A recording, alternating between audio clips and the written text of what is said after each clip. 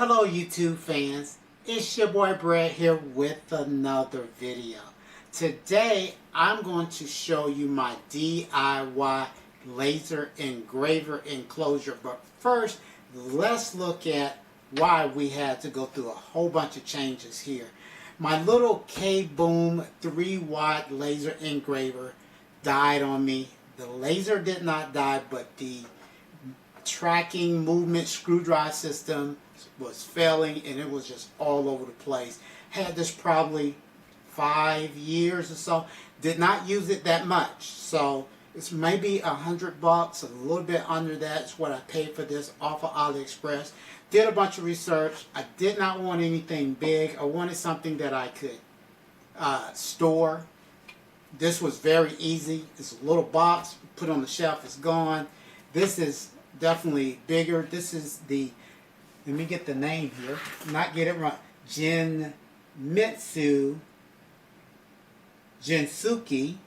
LE1620. So we'll just call it the 1620. Is the new laser that I picked up. I really do like this laser. It's still 5.5 watts. I wish it was a little bit more, but it does what I needed to do.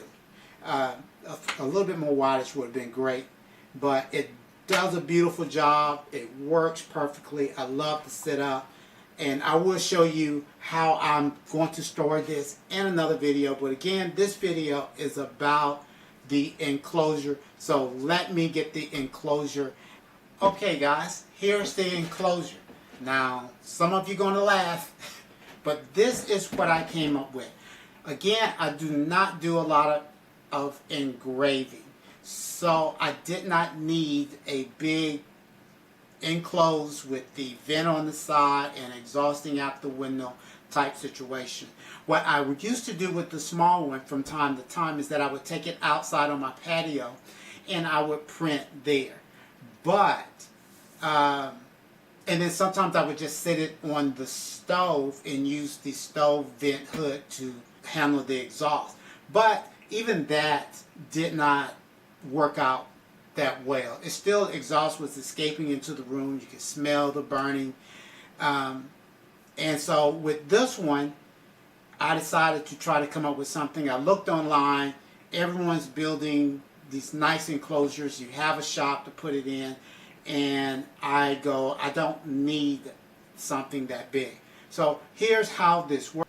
So I sit it on the sole, sit it on top, like so, plug it up. I kind of swing this around. Again, if you kind of notice here that the arm is sticking out, the laser does not come out quite this far.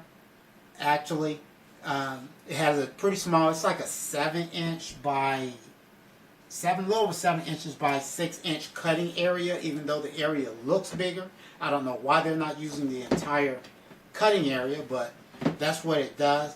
But look at the front of it here. There's the cutout for the arm. I like this particular tub. I picked this one in particular. Now there's a plus and minus to this tub. Here, I'm kind of chopping this up. This one's a little bit clearer than some of the other ones that I looked at. So I liked it because it's clear and I can see through it a lot better. But the material is more brittle. So if you're going to try to cut this with a craft knife, it's not going to work. So I end up cutting these cutouts with my Dremel. Everything was cut out with my Dremel because it would just crack. And when you drill through it, be careful. Use a small bit first and then use a bigger bit to drill your hole out. But be careful how much pressure you use in drilling it. But again, I use my Dremel or cutting tool, and then I use a craft knife to clean up the edges just by scraping with the craft knife right directly into the plastic. So there's the first cutout. This slides. Had to cut out even more. I had it cut out to here, then I cut out this piece because I needed it to slide back because the arm, my enclosure was rubbing against the back of the arm here on the motor side. The second cutout back here is for the wires where it plugs into the Jamitsu here in your USB and your power cord. And then again, as I mentioned before, there's the cutout in the top for the fan itself. So that's the whole setup. This bucket costs about 10 bucks. If you have any fan motors around, then you don't need to buy that. I don't know how much these little fan motors cost. A little computer fan would probably be great if you have a computer fans laying around or something like that. Or here's another one. If you have a full square frame type laser engraver, I don't even think you need a fan. If you can get one of these to fit over the top of it, and you have an exhaust in your house that actually exhausts out, not just up and through and filters, you could probably just cut a hole in a small hole in the top of it, and that would keep the fumes contained as they rise up and come out. The thing about it, without an enclosure, they just go wherever they go. And if you sit your laser printer on the stove, your laser engraver, on the stove, the fumes kind of just go where they want to go. Even though the fan is running, it doesn't, at least my hood doesn't pull that great. But if you have an enclosure around it, now they accumulate because fumes rises, right? Smoke rises, it'll come here. Even if you cut out a hole and put a little tube in it, now you have it closer to your exhaust fan on the hood of your stove. So that works out great. But with this large cutout on this side, let me say this, I can leave this on and I can work around here with my wood, whatever I'm engraving, and so it works great. It definitely pulls with the fan, all of the gases, all of the smoke goes up and through the fan with this process, even with all of the open areas around it. That allows air to come in and air to be pulled up. But that is the laser engraver. Let me show you a video of it working. Okay guys, here's the setup with everything running right now. We're printing that image right there of a wedding that I did a couple weeks ago of a picture. There's the DIY little hood. Of course it's open. I wish I could do a better smoke test, but what I've noticed is that with the fan running, it does keep, you know, that builds a low pressure area here, and that keeps everything going up through here. Now this might be a little bit too hot. What I mean by that is blowing faster than I want it to blow, but it's all I have.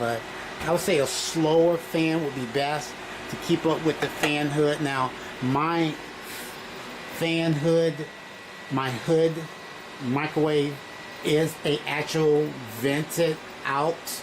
So if your hood is vented in, I would not recommend this at all because you're just bringing it back in the house. But this is vented out. So I can't really show, you probably can't see the smoke coming off. I don't know if I turn the light off. Let's try that. That makes a difference. But I have noticed that the smoke is going where I want it to go. If I turn the little fan off and the vent, the air conditioning system in the house is on, which I notice is my big issue. This vent up here points straight back there. The air hits that back wall and then it comes across here and it blows the air back into the den. And so I would notice that the smoke would be kind of flowing back that way. And which is why I set everything up this way. If the vent now, the AC kicks on and the fan is running, it keeps everything in and it's coming up, and now I'm much closer to the vent of the hood of the the stove, so it goes out that way. But if I unplug the fan, I can see it waffling out from underneath here and mostly out of the side here into the house. So as long as the fan is going, it's pulling it up and it's venting out. Well guys, you saw it working.